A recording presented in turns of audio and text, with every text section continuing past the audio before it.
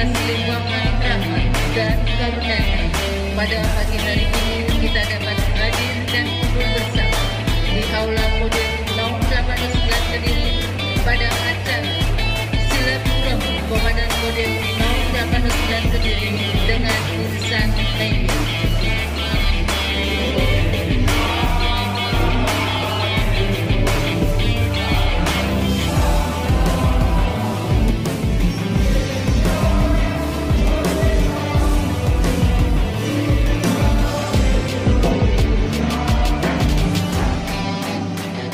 Ini adalah kita saya sendiri dengan adanya secara silaturahmi seperti ini kita terwujud suatu komunikasi yang semoga sudah berjalan dengan baik. Saya ucapkan terima kasih kepada seluruh keluarga baik teknik, profesi, elektronik. Selama ini sudah bersama-sama menjaga fasilitas menggunakan budaya.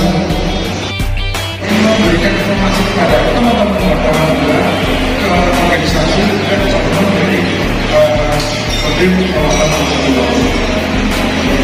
Kerjasama ini yang kita harapkan akan terjadi sinergi hubungan antara pemerintah yang kita harapkan juga bisa bersama.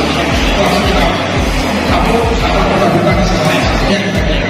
Yang kedua adalah berita yang benar-benar memang langsung dari sumbernya. والمؤمنين والمؤمنات